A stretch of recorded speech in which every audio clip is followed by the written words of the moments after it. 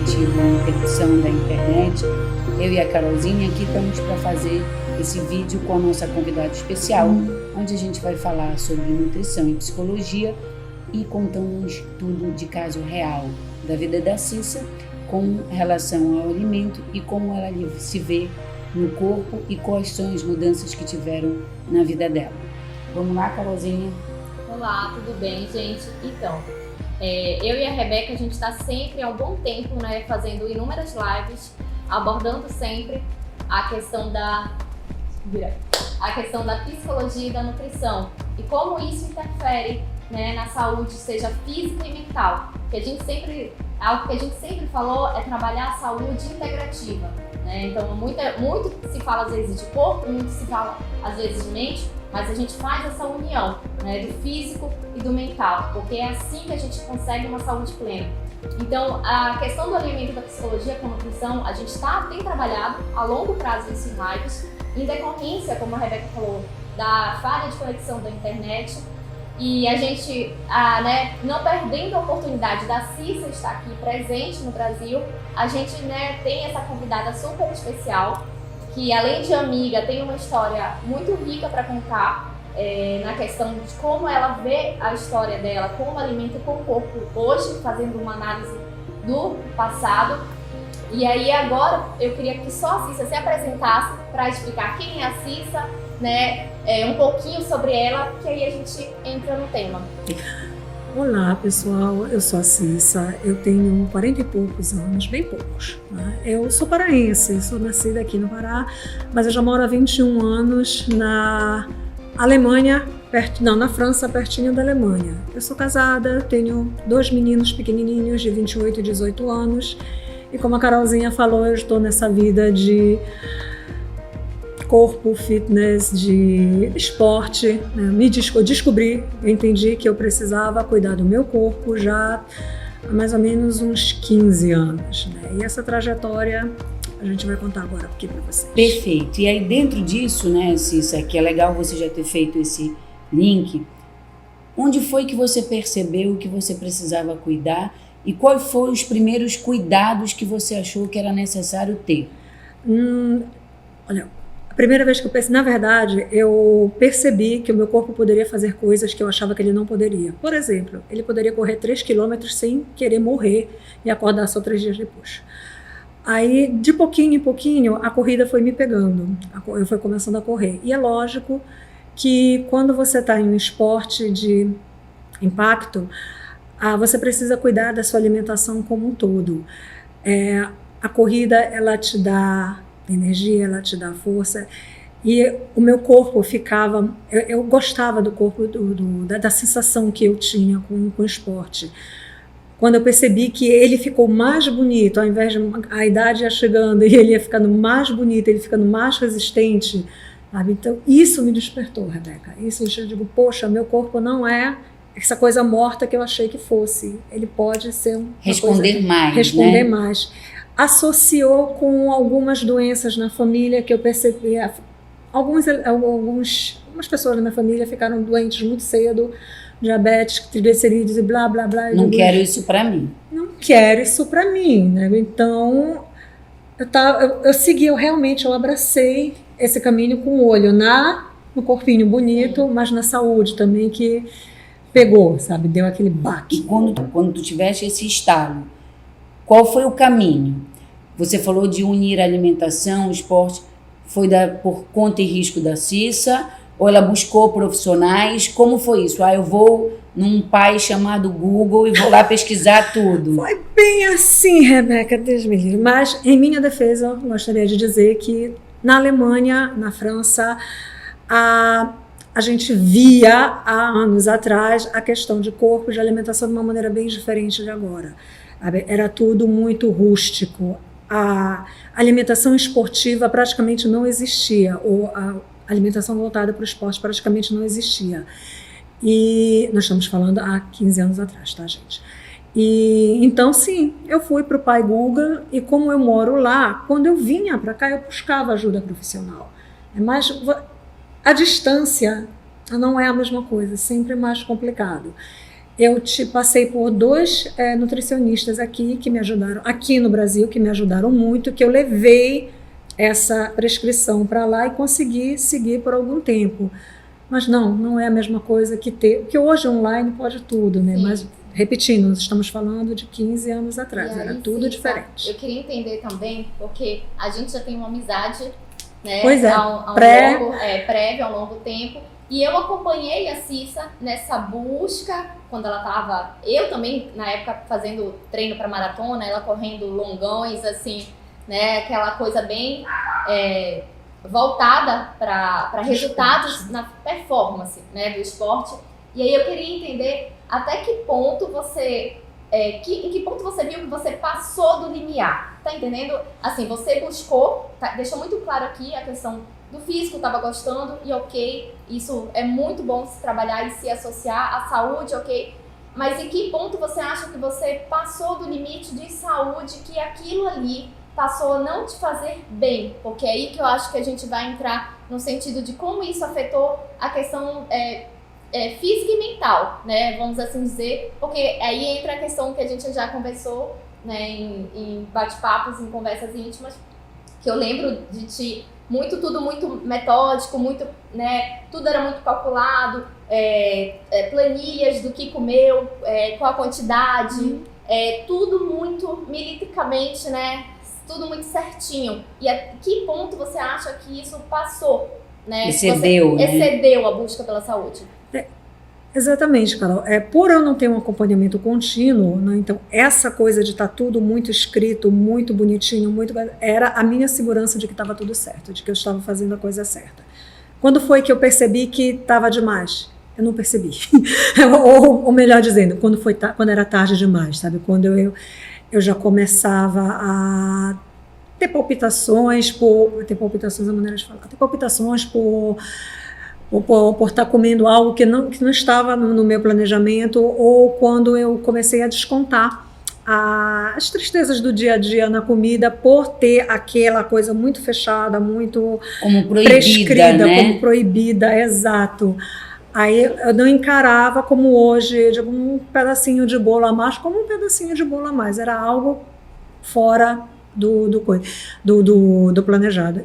E foi aí quando o psicológico foi embora de vez. Muitas coisas dentro na vida pessoal também aconteceram que influenciaram nesse comportamento, e quando foi tarde demais, já era. Hoje, analisando, sabe, é que eu vejo que lá atrás é que estava o erro, não era aqui na frente. Sabe? Então era lá atrás, lá naquela coisa toda direitinha, toda bonitinha. Eu tenho o meu appzinho do Fat Secret até hoje instalado. Tu sabes? Só para complementar, Rebeca, que é algo que a Cissa passou, mas que muita gente passa. A princípio, eu vou cuidar da saúde, eu vou buscar a saúde. Aí a pessoa procura, às vezes, uma dieta, né? E talvez, mas aí, até que ponto essa dieta, né? E como ela está sendo vista e absorvida pela pessoa, do modo operante, no sentido de como fazer, isso pode gerar, e é o que tem acontecido, tá? Isso é algo que não sou eu que falo, mas comprovações científicas, artigos científicos, tanto ressaltando essa questão da restrição, porque entrar às vezes em um modo dieta, você também tá ali vendo, como a Cissa falou, se eu passasse aquilo ali já me fazia mal, porque eu visualizava aquilo como não se encaixava no meu plano alimentar. Então é isso, esse alerta que eu falo, porque é um relato da grande maioria. Começa buscando a saúde, às vezes por meio de uma dieta, ok, mas essa dieta se torna muito fechada, que foi, né, a palavra que a Cissa falou agora, muito fechada. E, infelizmente, essa busca pela dieta, pela saúde, acaba gerando um outro transtorno. É gatilho, tá? É um gatilho para gerar um outro transtorno que acaba não sendo a busca pelo equilíbrio e pela moderação e pela reeducação alimentar. E aí vem afetando, né, trazendo outras consequências. E você não percebe. Você não percebe, você não vê, você não encara dessa maneira. Você não percebe que você está entrando nesse ciclo, que você está entrando nesse redemoinho. Você só vai perceber, eu pelo menos só vim perceber assim, anos mais tarde, que aquilo que eu estava fazendo lá atrás não estava legal, sabe? Não era algo que iria me levar ao meu objetivo, que, gente, nós não somos não somos corredoras, né? A gente está ali para se cuidar, a gente quer resultado, mas a gente não precisa de tudo isso. Os atletas de altas performances precisam, mas a gente não é. Então você não percebe, você almeja algo que e foge, sabe? Aquilo sai da tua realidade, foge da tua cabeça. Eu vou dar uma cutucada, né, Cissa, agora quando você falou, nós não somos atletas, né? Nós não somos esportivos. Uma das coisas que a gente tem falado muito, eu e a Carol, ao longo das nossas lives, é uma busca de uma palavra que todos nós, de alguma forma, seres humanos, buscamos em todos os campos da nossa vida, que é equilíbrio. E isso é tão falado, mas é tão difícil, né? Porque, assim, no momento, ontem me perguntaram assim, Rebeca, quem é a tua nutricionista? Eu falei, a Carol. Aí eu falei, tu gosta? Eu disse, eu gosto dela principalmente porque ela não é restritiva, né? Ela não é dogmática no sentido de que tem que ser desse jeito. Eu acho que essa é uma das premissas para tudo na vida. E mesmo, por exemplo, uma das coisas que eu tenho visto muito, principalmente agora quando a gente teve as Olimpíadas, e que foi discutido muito sobre a postura de alguns atletas que, inclusive, véspera da competição, desistiram da competição, porque mesmo os atletas de alta performance desistiram, alguns atletas nas etapas finais, eles não foram para a etapa final. Foi uma polêmica. E isso é importante se dizer por quê. Mental, né? Exato. Porque, assim, mesmo aquele atleta, ele precisa ter um acompanhamento, ele precisa ter as compensações. Porque é uma coisa que a Carol coloca muito a nível alimentar, mas eu trazendo também para a questão psicológica. Quando você tem aquilo como proibido, é natural do ser humano, de todos nós, a gente querer experimentar. Desejá-lo mais. Seja uma comida, seja fazer algo, seja, né, consumir algo. Então, isso é importante que, assim, a maioria das vezes, as decisões que a gente toma, principalmente relacionadas ao corpo, muitas das vezes a gente diz assim, não, se eu fizer um script aqui, né, vai estar tudo dentro do controle. Mas existem pessoas realmente certas para te orientar. Mas o que é importante, Cícero, eu acho que, assim, mesmo você não tendo percebido, e aí essa é a virada do que a gente também aqui está se propondo trazer, mesmo você não tendo se percebido num primeiro momento, quando você começou a ver, de uma certa forma, um adoecimento, né, em outras instâncias, porque a Cícera começou falando que ela fugiu, né, que uma das coisas que levou ela à corrida foi ela fugir de um histórico também familiar, mas ela acabou voltando para um lugar, pior, né? Acabou voltando para um lugar que ela queria se afastar. Acabou arranjando outro que não... Como foi essa reviravolta, né? Rebeca, ela está sendo. A reviravolta não foi, ela está sendo.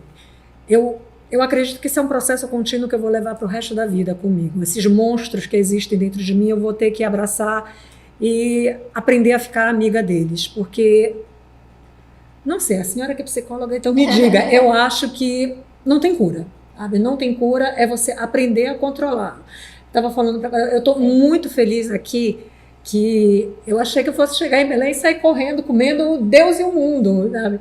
Eu disse, não tô, sabe? Tô tranquila, eu tô comendo pra caramba, mas eu tô tranquila. Chegou um monstrinho aqui, tá calminho. Aí a Carol disse, eu digo, sim, isso é porque agora você tem, e o monstro não quer. Eu digo, então quando eu voltar lá, ele vai começar a coisa. Eu digo, então tá, eu vou levar um pouquinho de cada coisa para acalmar o monstro quando eu voltar para a Alemanha. É um processo, eu não acredito que isso vai terminar nunca, sabe? Se você desenvolve esse tipo de distúrbio. Não sei se eu posso me... Sim. Nunca fui diagnosticada. Eu e o Google me diagnosticaram. Mas olha, é importante assim, a Carol, eu vou depois daqui dar o passo para a Carol falar um pouco mais, mas é só para pegar a tua emoção, que eu não sei se vai ficar para vocês a emoção, mas os olhos dela encheram de lágrima, e isso é viver. Mas assim, é exatamente o que a gente está falando da questão do proibido. E há anos atrás eu participei de uma semana de rodadas sobre distúrbios alimentares, né? Sobre a questão justamente do efeito físico e efeito emocional. O alimento, culturalmente, e aí também é legal você depois falar um pouquinho isso, você falou um pouco, mas o alimento para nós, paraenses, e não é só o sentido de você nutrir o teu corpo, ele tem um quê social, né? Tanto que assim, o paraense tem um hábito de dizer assim, e é importante dizer porque pode ser que, né, o nosso bate-papo aqui viralize, quem sabe, mas é importante dizer que o paraense tem aquela premissa assim, é melhor sobrar do que faltar. Você não vai em nenhuma casa paraense com uma reunião de amigos ou um aniversário que um paraense não vai te dizer isso.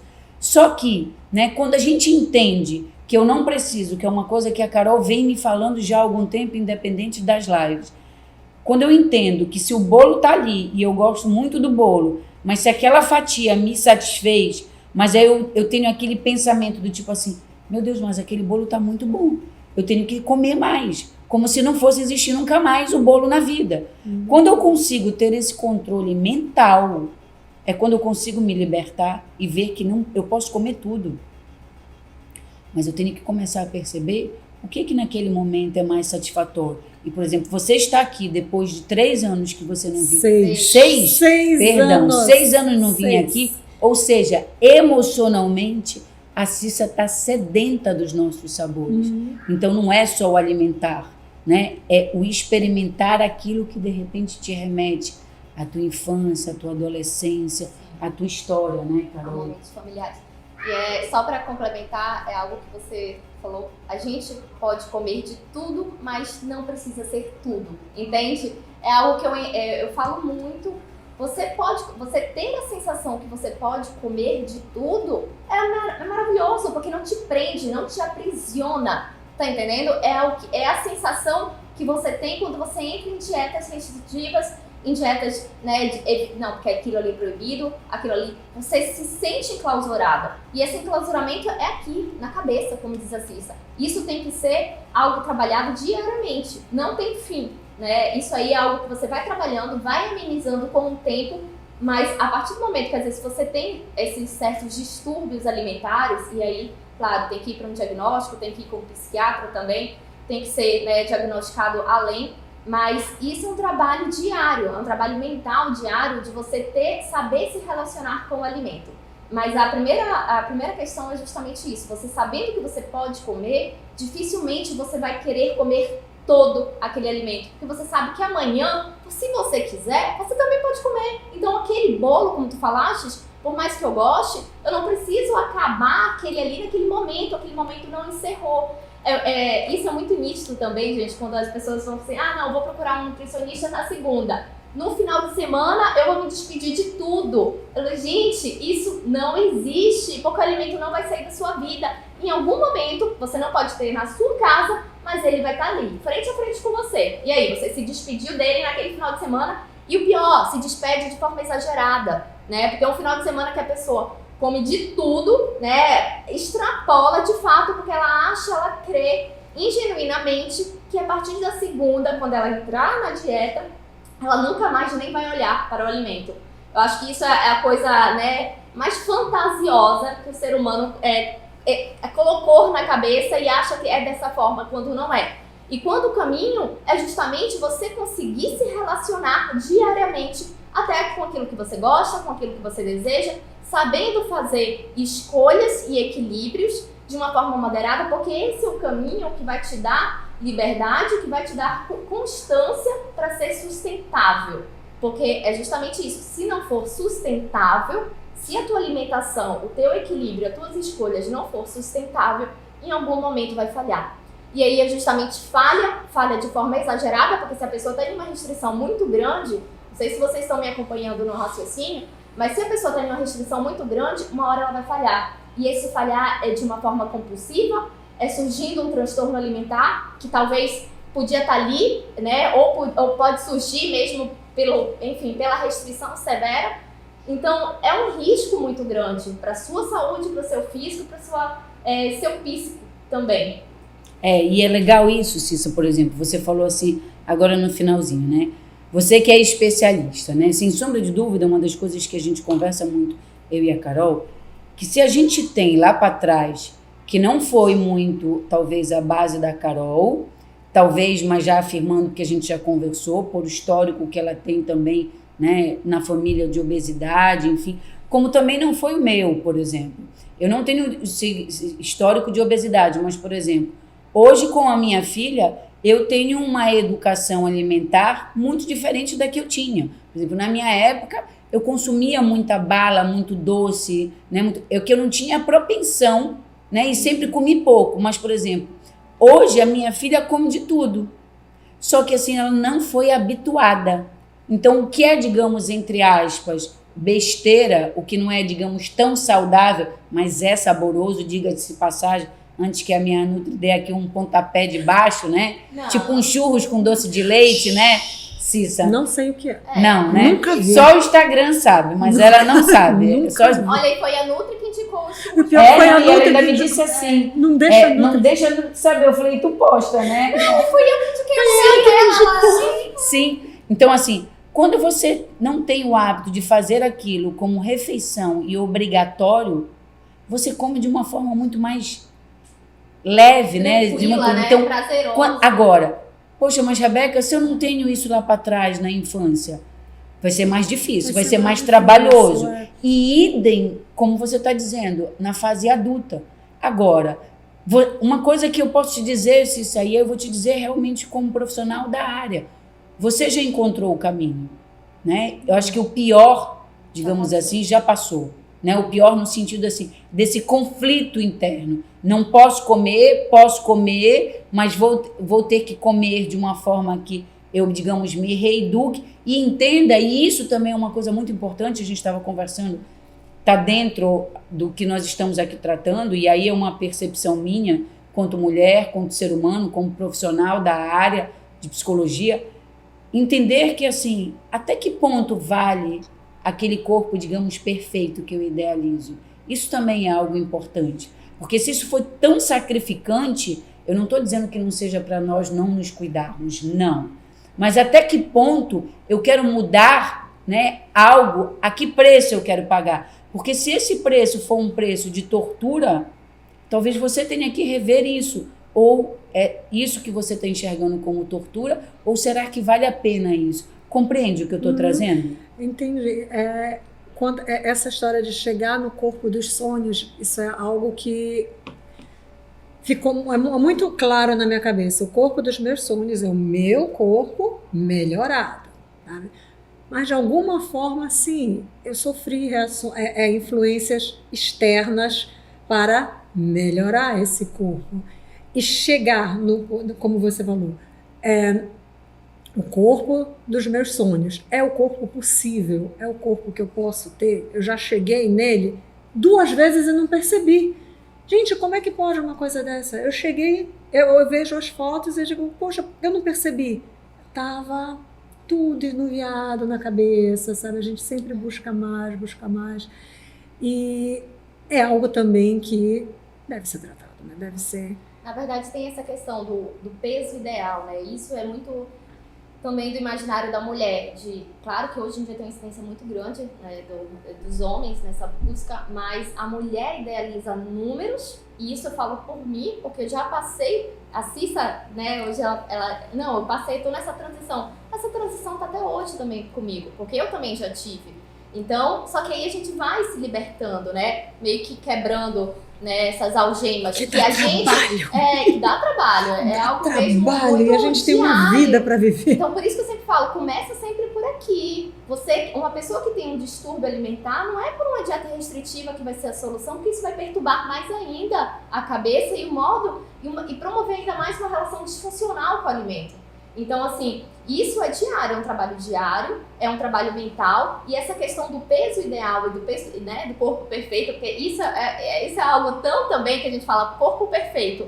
Então, como se existisse porque me apresenta, então, um corpo perfeito, porque não é, cada um tem seu biotipo, cada um tem sua individualidade, cada um, né, tem a sua genética aí que favorece, às vezes, para uma coisa e outros para outra. Então, assim, o peso ideal, normalmente, não é aquele peso que você quer, é o peso que você se permite, que seu peso está ali, estável, e que você pode fazer, né, uma alimentação equilibrada sem grandes restrições, sem grandes torturas. Porque às vezes você até chega nesse peso ideal, né? Não, eu coloco ali como X quilos é o meu peso ideal, mas será que teu corpo sustenta ficar naqueles X quilos? Porque como tu falaste, eu cheguei 2 vezes. Eu também já me coloquei, né, há anos atrás, à prova, achando que minha felicidade seria meu peso ideal, felicidade no sentido de eu tenho que chegar ao peso X na balança. Só que Isso não era sustentável, eu até chegava, mas não ficava, porque ali não era sustentável para o meu corpo, para o meu biotipo, para a Carol. Então, assim, essa questão de chegar, você chega, mas se você não fica ali de uma forma equilibrada, porque ali não é teu peso ideal, não é o teu peso ideal saudável. Você pode chegar ali até adoecida, física e psicamente, né? E às vezes, assim, e se manter vai ser muito difícil. Mas não seria ali o ideal para o seu corpo de uma forma saudável. Carol, pode haver um transtorno alimentar sem ser causado por uma dieta restritiva? Sim, isso pode haver um transtorno alimentar, eu só quero deixar bem claro. Pode haver, não ocasionado por uma dieta restritiva em si, mas o que eu quero, né, ressaltar é que a grande maioria que a gente tem comprovação é que foi iniciada por uma dieta restritiva. Às vezes só por uma dieta, nem restritiva sendo, tá entendendo? Justamente porque a pessoa se colocou naquele plano de dieta, e possa ser que nem restritiva seja, aquilo ali futuramente veio a gerar um transtorno alimentar. A grande maioria mas possa ser que não seja. Quer dizer então que a maneira como a pessoa encara aquela prescrição alimentar é que vai causar nela algum tipo de transtorno. Eu estava muito sozinha naquela Alemanha, meu Deus do céu. E olha, eu estava muito sozinha naquela o que a Carol França. colocou e ainda agora também ela falando sobre o corpo perfeito, se a gente for estudar, e aí eu vou depois te perguntar sobre a questão cultural também, se a gente for estudar a história, há anos atrás, na década de 60, o corpo perfeito não era o corpo magro. O corpo todo das mulheres. E a gente vai ver nas grandes esculturas, você mora na Europa, os grandes monumentos, as grandes esculturas, é aquelas mulheres, desculpa a expressão, todas boazudas, né? Quadris largos, com o famoso, digamos, a anca, o pneu, né? Os seios fartos, os ombros, né? Pescoços mais largos. Então, esse era o estereotipo de beleza. E aí entra uma coisa que a Carol colocou e que é importante, que mexe diretamente com o psicológico, é que assim, o que é importante é como você se vê, né? Que é a mesma coisa do alimento. Por que eu estou colocando isso? Porque tem mulheres, às vezes, que, entre aspas, estão acima do peso, ou de repente tem o busto mais avantajado, ou de repente não tem tanto bumbum, mas elas estão satisfeitas. Só que o entorno delas, às vezes, coloca ela numa situação que ela começa a se checar se ela realmente está satisfeita ou se ela tem que atender essa demanda. Então, isso também é algo importante, e aí eu quero aproveitar e te perguntar, como é culturalmente essa questão do corpo, né, da estética, do bem-estar fora? Aqui a gente sabe e é sabido, vou ser redundante, que nós temos o povo brasileiro e principalmente as mulheres, nós somos os maiores consumidores de beleza. Da indústria Da beleza. Nós somos os maiores consumidores. Então, como é lá isso? Eu vou falar da minha visão com relação ao que eu vejo, as minhas amigas, as minhas relações. Não posso generalizar, lógico. Então, falo por elas. A gente passa 8 meses do ano completamente cobertos. É frio. É frio. Eu moro na França, mas já bem próximo da Alemanha. Então, esqueçam Paris, esqueçam a Côte Azul, esqueçam a coisa. É frio. 8 meses do ano a gente está completamente coberta. E isso nos tira um pouco da vaidade com o corpo. Sabe? Conhece a história do sazonal? Quando vai chegando o verão, a mulherada começa a querer se cuidar, começa a querer fazer dieta. E há um conflito. Eu percebo um conflito muito grande, tanto que eles têm um ditado que diz: eu não preciso estar bonita, eu só preciso não estar fedida. Não é nem cheirosa. Eu preciso não estar fedida. Aí eu digo, tá, amiga, mas você não pode estar bonita. Eles têm um conflito muito grande. Não, porque na mentalidade delas, a beleza, o estar bonito, a vaidade é supérflua. Elas não encaram a Cissa chegar linda e maravilhosa. Mas aí você acha que tem a influência dessa questão climática? Porque, por exemplo, aqui nós estamos expostos realmente, por mais que nós tenhamos ao ano inteiro. Nem tanto, tão disposta o ano inteiro a isso, mas, gente, nós estamos aqui linda, de cabelo feito, maquiagem, sabe? A gente quer se Não, mas é isso que eu estou dizendo. Lá, será que justamente, exato, o tempo inteiro? Até porque, sim, só ressaltando uma parênteses, tem estudos que falam que cidades, aqui não é Belém, tá? Não tem praia, mas cidades que têm a praia, a preocupação com o corpo é muito maior. Então tem uma pode certa ser então que tenha essa meses, associação, né, vestida e fechada. Que a mentalidade delas é bem essa mesmo, sabe? De não precisa, sabe? Tá bom, sabe? Deixa assim. Nossa, eu tenho conhecidas, né?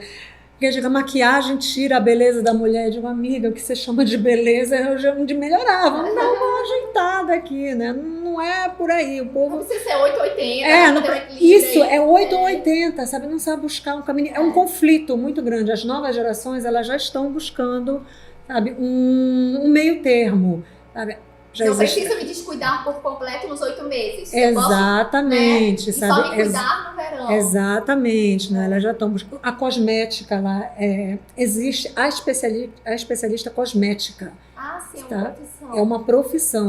Você entra lá, você faz todos os procedimentos cosméticos que você possa imaginar na vida e você sai de lá linda, sabe? É limpeza de pele, peeling e tudo mais. E ela vem ganhando muito espaço, sabe? Com relação à massagem, com relação...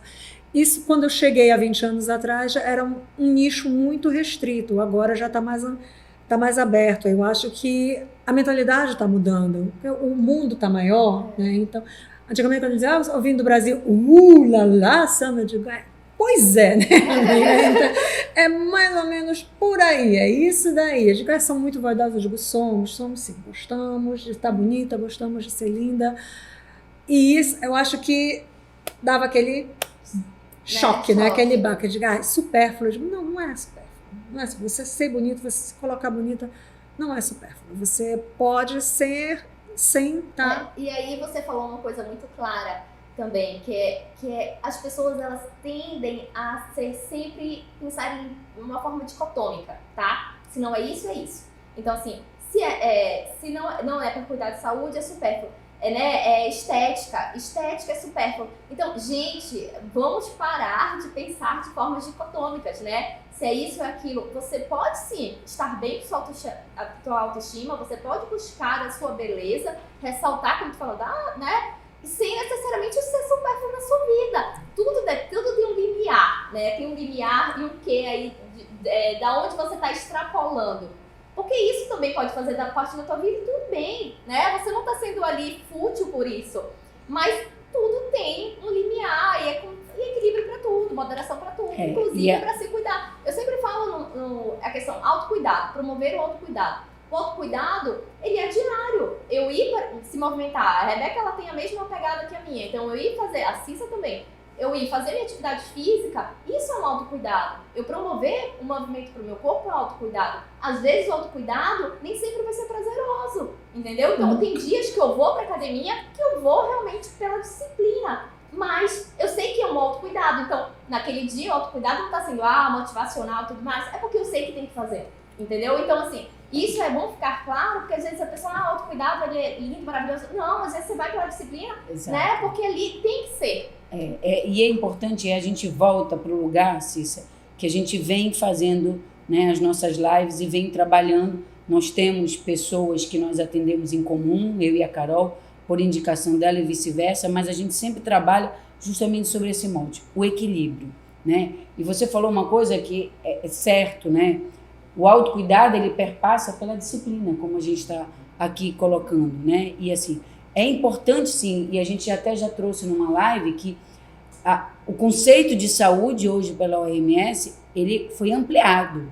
Antigamente a saúde era a ausência de doença. Hoje, quando se fala de saúde, a gente está falando de um bem-estar, de um equilíbrio entre o físico, o mental, o socioeconômico e espiritual. E aí tem gente que chega comigo no consultório e diz assim, meu Deus, eu estou lascado, porque agora são 5 instâncias.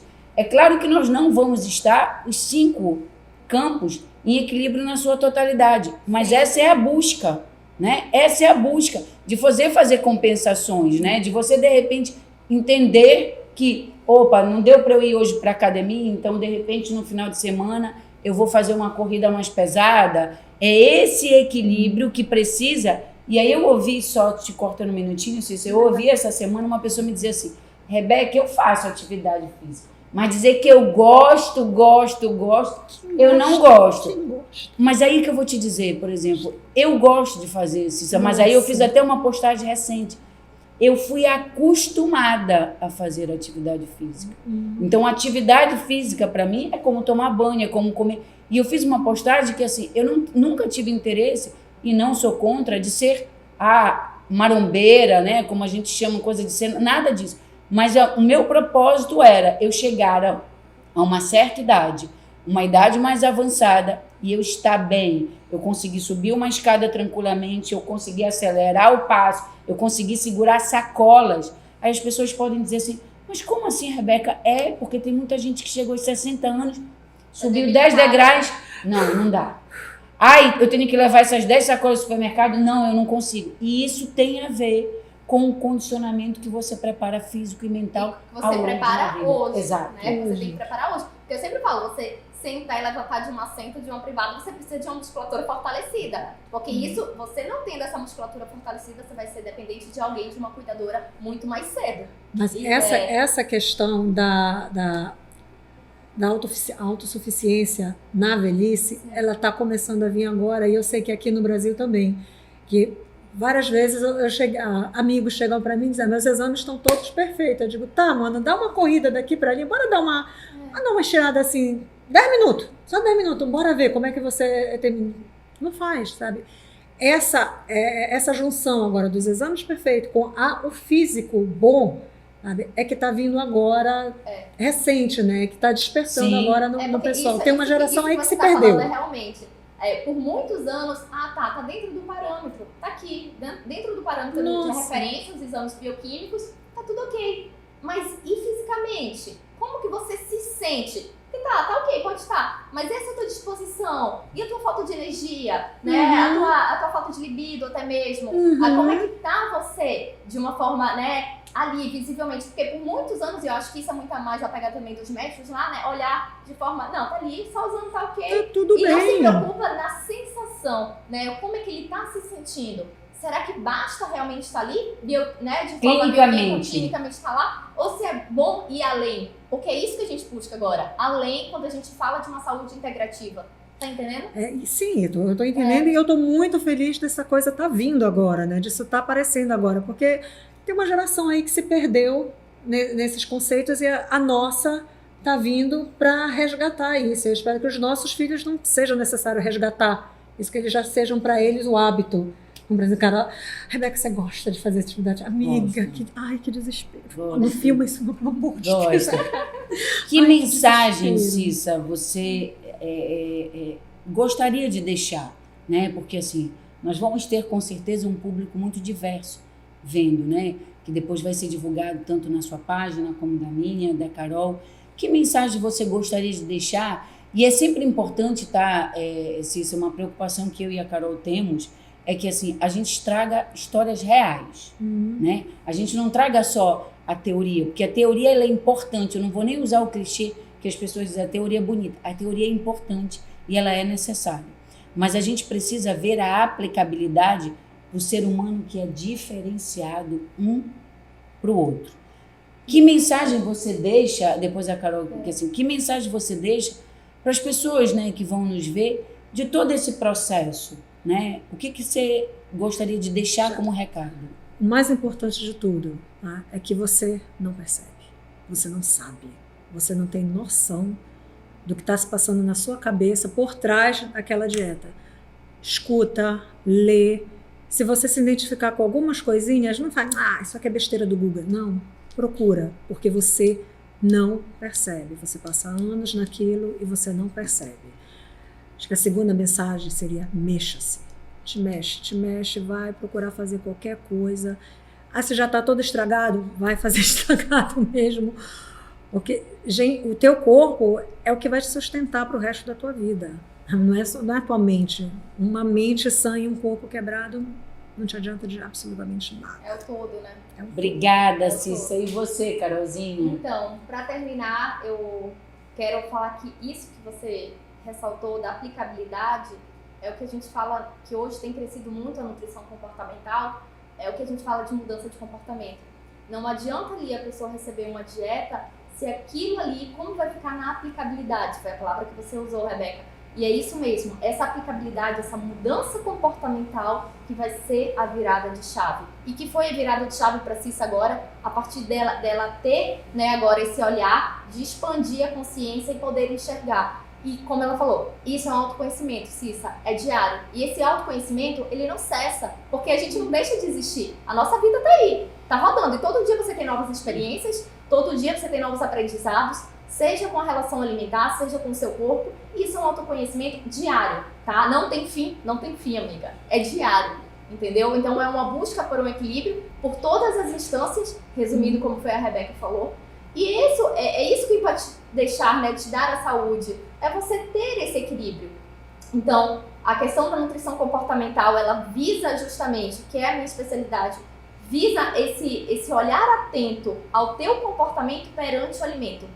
Você ter atitudes alimentares positivas no sentido de você saber lidar. Você não precisa visualizar o alimento como proibido, você não precisa visualizar o alimento como inimigo, porque se você visualiza dessa forma, normalmente você fraqueja, você falha e o alimento que ganha perante você. Tá entendendo? Porque às vezes a pessoa fala assim, não, eu não vou comer, mas aí quando você come de uma forma tão exagerada que acaba que o alimento que ganhou, você não teve força com o alimento, porque você se colocou em confronto com ele. Então é muito melhor você saber se relacionar e saber fazer a escolha, ter a decisão da escolha, do que visualizar aquilo como proibido.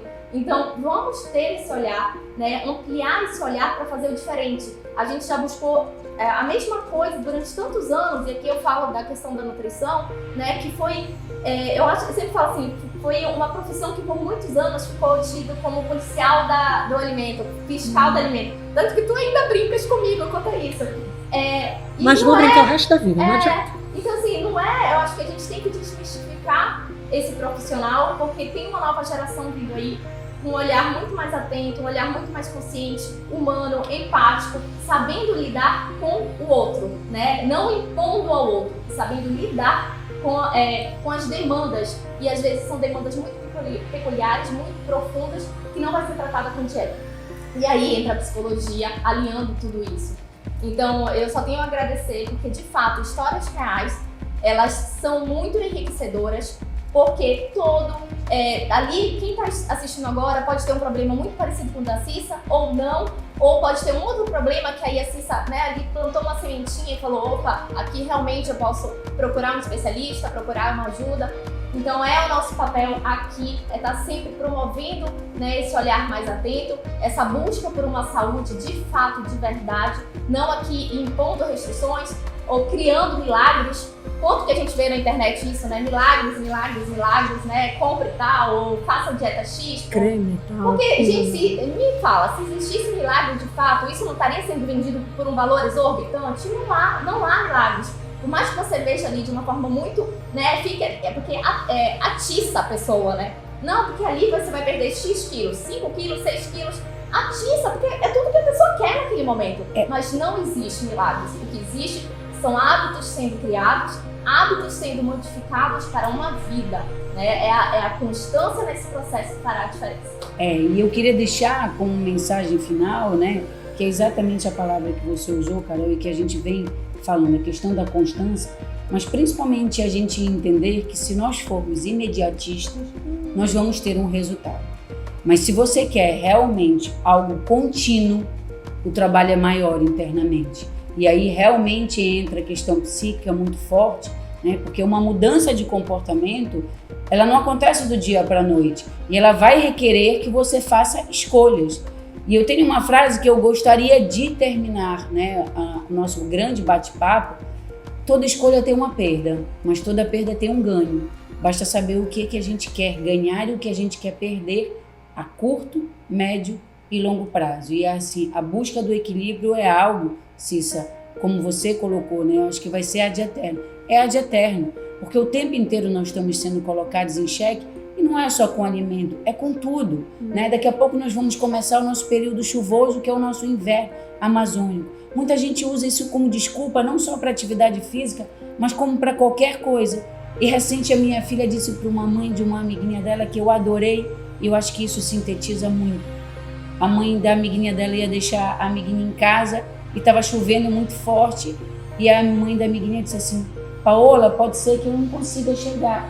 Ela disse, mas por que, tia? Aí ela falou assim, por causa da chuva. Ela disse, mas o seu carro é aberto, mas a minha casa ela tem teto, tia. Adorei. A desculpa somos nós que colocamos, né? Os empecilhos e as barreiras somos nós.